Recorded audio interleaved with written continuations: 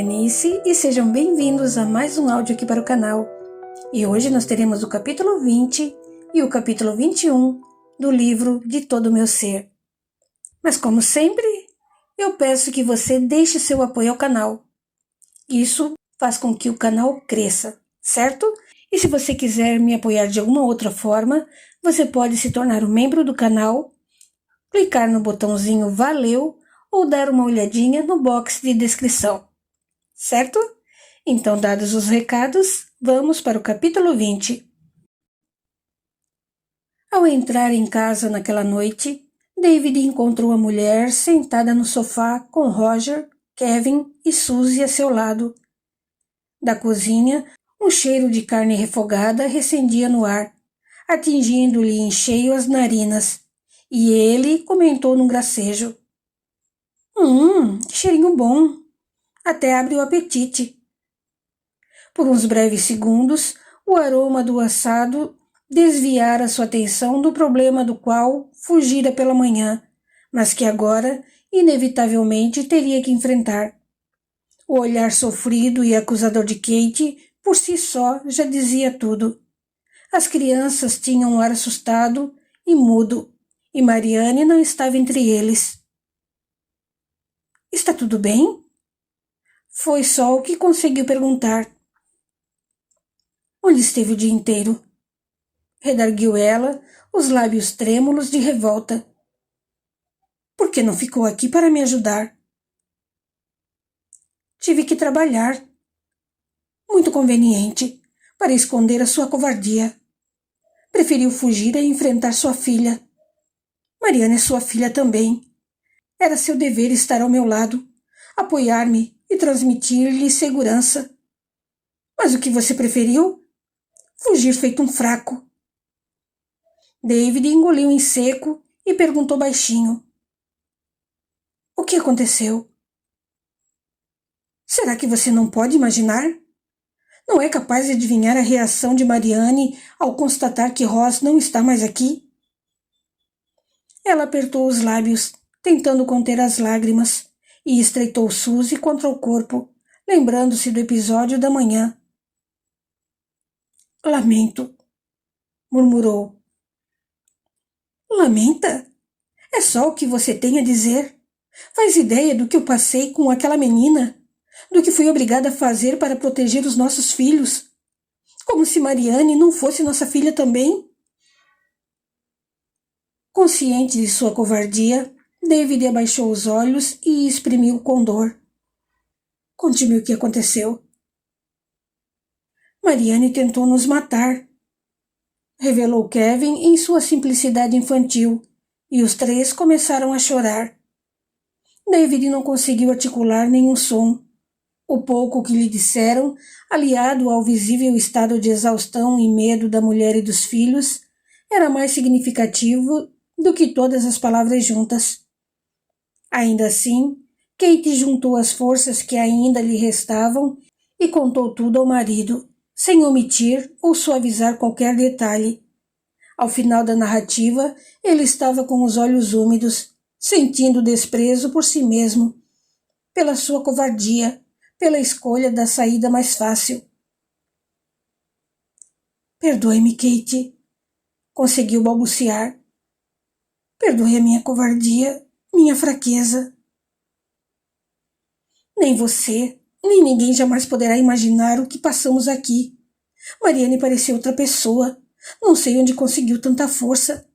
E as imprecações, então? Pergunto-me, onde aprendeu tantos palavrões? Uma menina de 9 anos. Já se passaram 2 anos. Minha filha. Tive que esmurrar e chutar minha própria filha. Como poderei me perdoar por isso?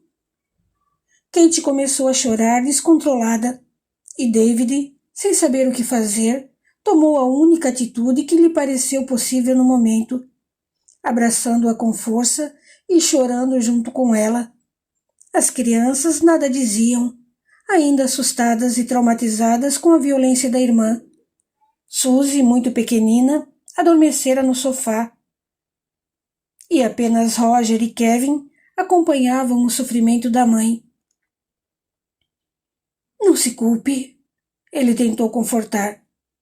Você fez o que era certo. Será que fiz? Meti o pé em minha própria filha. Sabe o que é isso?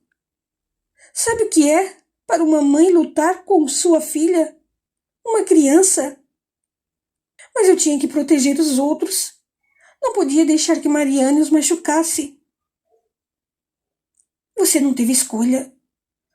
Oh, Deus, como me arrependo de minha covardia. Mas tive medo. Medo de que nossa filha fosse louca. O que faremos se ela for louca? Uma fumaça, cheirando a queimado, elevou-se da cozinha, e Roger comentou sonolento. Estou com fome. Kate enxugou os olhos, afagou a cabeça dos meninos e falou sem entusiasmo. Preciso ir ver a carne. Deve estar queimando. David ficou olhando a mulher ir para a cozinha e abrir a porta do forno para espiar o assado. Fazia aquilo mecanicamente, e ele sentiu o peso da culpa e da traição por tê-la abandonado naquela hora tão difícil. Fora trabalhar, deixando em casa seus problemas para serem solucionados por Kate. Os meninos saíram do sofá e foram sentar-se à mesa da cozinha para esperar a comida. De onde estava, David continuava observando-a e sentiu imenso orgulho dela. Ela, sim, era uma mulher de fibra, uma mulher de verdade, não uma fraca feito ele. Devia-lhe, ao menos, uma reparação pelo que a fizera sofrer. Enquanto ela cozinhava, daria um jeito de minorar o seu sofrimento. Levantou-se lentamente, e ela, percebendo o seu movimento, indagou da cozinha. Aonde vai? Vou ver Mariane. Kate nada disse, e o seu silêncio levou até ele a súplica de compreensão. David entendeu seu pedido mudo, balançou a cabeça e se virou, subindo as escadas vagarosamente. Queria chegar e não queria. Capítulo 21. Em seu quarto, Mariane permanecia sentada no chão, corpo encostado na parede, exausta de tanto gritar. Durante muito tempo, ficara esmurrando a porta, na tentativa de se soltar. Seus músculos pareciam não se importar com os movimentos repetitivos, e ela permaneceu horas a fio, dando socos na madeira, sempre com o mesmo gesto mecânico. No fim, após imenso esgotamento emocional, foi preciso parar. A crise passara. Ela estava agora mais calma e mais lúcida. Em sua confusão mental, lembrava-se de que brigara com a mãe por causa de Roz. Aquela bruxa da Lillian o havia levado embora, e ela agora não podia mais vê-lo. Recordava-se vagamente de haver agredido a mãe e gritado com ela, assim como de ter tentado atacar os irmãos. Não entendia direito por que havia feito aquilo. Queria parar, mas não conseguia. As vozes, de repente, sussurros invisíveis começaram a ecoar em sua cabeça, mandando que ela fizesse algumas coisas. Deixara-se envolver e dominar pelo seu comando, e logo estava fazendo exatamente o que lhe diziam. Não fosse por essas vozes, teria gritado e esperneado, talvez até batido com a cabeça no chão, unhado e mordido a mãe. Até então estava sozinha. Todavia, ao ver o irmão descendo as escadas, algo despertou dentro dela. As vozes começaram a soar, a princípio baixinho, depois recrudesceram até se tornarem gritos ecoando dentro da sua cabeça, e lhe diziam apenas uma coisa: acabe com eles. Deu troco nessa intrometida. As vozes pareciam anônimas e sinistras, uma força surgida do lado oculto, sobre a qual ela não tinha conhecimento nem domínio. Eram consciências externas à de Mariane, seres do invisível, atraídos pela força dos sentimentos inferiores, espíritos envolvidos pelas brumas do medo, da inveja, do ódio e da vingança. criaturas relacionadas ao passado de Mariane e outras atraídas pelas desordem das vibrações de mãe e filha, antigos inimigos de Kate, que se aproveitaram da oportunidade para atingi-la também. Em seu estado de confusão, Mariane via as sombras ao seu redor, sem saber que eram espíritos. As sombras e espíritos falavam, e as vozes eram nitidamente audíveis, impositivas e imperativas, retirando de Mariane a força de vontade para resistir. Terminada a luta, o silêncio foi se insinuando em seus pensamentos. Aos poucos, as vozes foram se afastando e diminuindo, tornando-se esparsas até silenciarem por completo, deixando-a só com seus pensamentos, os únicos que ainda ouvia naquele oceano de ecos distantes. A solidão do quarto a envolvia num calor sufocante. Ela agora chorava de mansinho, como se as lágrimas, conspirando contra ela, fizessem menção de abandoná-la também. Pensou que poderia morrer sozinha com sua dor. O pensamento da morte era sedutor, uma fuga daquele mundo de pessoas estranhas e incompreensivas, pessoas que pareciam viver na fantasia das regras e da perfeição. A janela, com suas cortinas esvoaçantes, pareceu-lhe tentadora, uma passagem para a dimensão sem dor. Sentado no parapeito, propositadamente oculto aos olhos de Mariane, Luther comandava sua horda de assassinos e suicidas astrais, que tentavam transmitir a ela ideias fascinantes de morte. O assédio quase surtiu efeito. Em dado momento, contudo, algo aconteceu. Uma pequenina luz começou a brilhar acima da cabeça de Mariane, que a percebeu de forma indistinta. Seu corpo fluídico fora tão embebido em vibrações maléficas que ela não conseguia divisar com clareza a transparência do astral superior.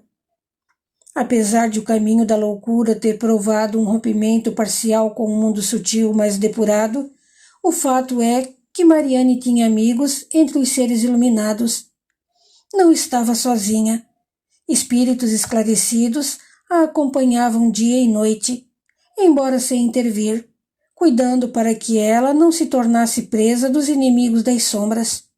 Foi assim que neutralizaram os pensamentos de suicídio e espargiram no ambiente partículas minúsculas de uma luminosidade suave e refrescante. Aos poucos, Mariane foi sendo envolvida por aquela luz de calma, até suas pálpebras pesarem e buscarem o sono.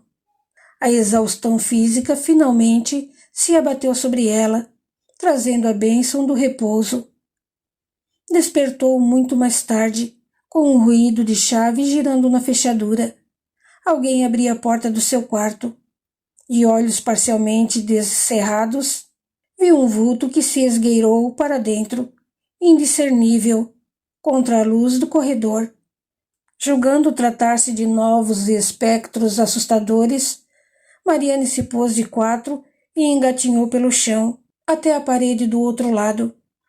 Sentou-se toda encolhida, e quando a luz do quarto se acendeu, pôde enfim distinguir a silhueta austera do pai. Um arrepio explorou cada canto da sua pele, derramando em sua mente o pavor de uma nova surra. O rosto de David defrontava o seu indecifrável. Ele se aproximou e parou em frente a ela, a sombra aumentada pela projeção da luz que vinha por trás. Quando a sombra do pai encobriu-lhe o corpo, ela chorou baixinho. Para sua surpresa, o pai se ajoelhou ao seu lado e passou a mão sobre os seus cabelos, dizendo com uma ternura cuidadosamente calculada: "Venha, Mariane, vamos jantar." Os olhinhos dela brilharam e Mariane esboçou um sorriso. De repente, descobriu que estava com fome. O estômago subitamente começou a doer. Não havia comido nada o dia todo e até agora não tinha apetite algum. Feita a limpeza espiritual, inclusive no campo energético de David, o corpo de Mariane começou a responder, e logo veio o significativo e salutar sinal da fome. Comer, contudo, não era o mais importante. Principal mesmo era que o pai fora gentil e não ia bater nela. Sem nem se dar conta, David também fora envolvido pelos fluidos iluminados deixados no ambiente, que o faziam ver em Mariane apenas a menina assustada e vulnerável que era sua filha. Mariane aceitou a mão dele com uma felicidade desconhecida. Nunca o pai fora carinhoso com ela, e era preciso aproveitar bem aquele momento. David ajudou-a a levantar-se, e ela deixou escapar um gemido descuidado, que imediatamente tratou de reprimir, com medo de que o pai percebesse o seu corpo dolorido e se afastasse dela. De mãos dadas, pai e filha saíram do quarto e desceram as escadas. Na cozinha, as crianças já haviam começado a jantar, e Kate dava de comer a Suzy. Quando viu David e Mariane entrarem juntos, seu coração de mãe se confrangeu. Como gostaria que fosse sempre assim. Com os olhos rasos de água, soltou por instantes a colher com que alimentava a filha e puxou uma cadeira para Mariane. Era impossível não perceber que os irmãos haviam se encolhido e endereçado à mãe um pedido de socorro. Tinham medo de que Mariane os machucasse novamente. O olhar confortador de Kate, entretanto, deu-lhes segurança, e eles continuaram a comer, embora com uma certa apreensão. Sem dizer nada, Kate serviu a filha e o marido, voltando para junto de Suzy, que espalhava a comida pelo chão, tentando comer sozinha.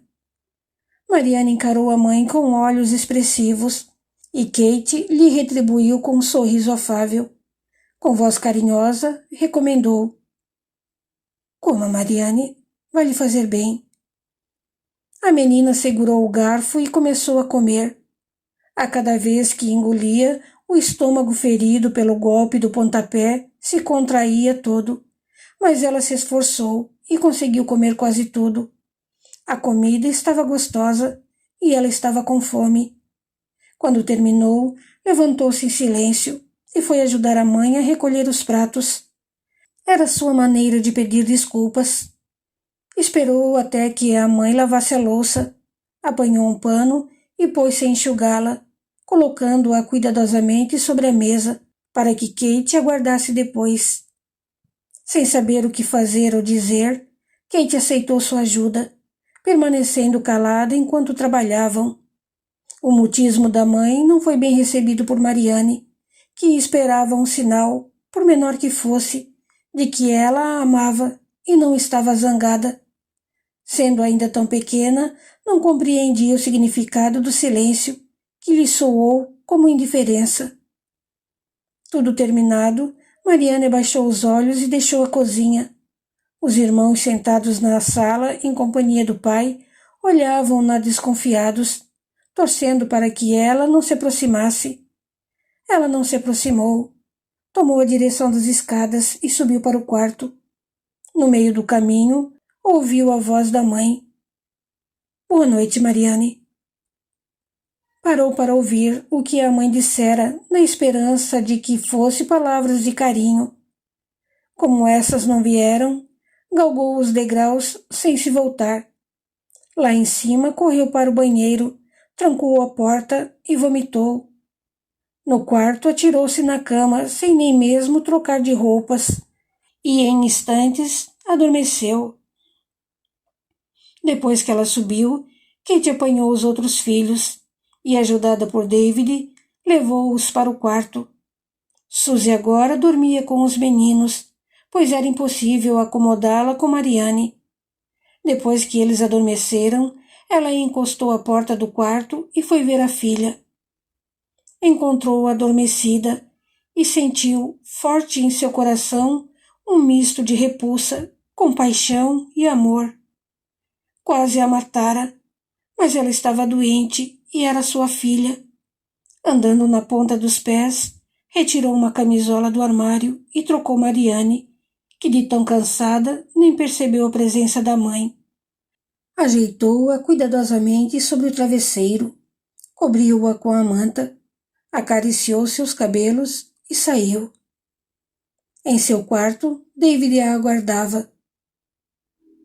Como está Mariane? Perguntou interessado. Está dormindo. Trancou a porta do quarto dela?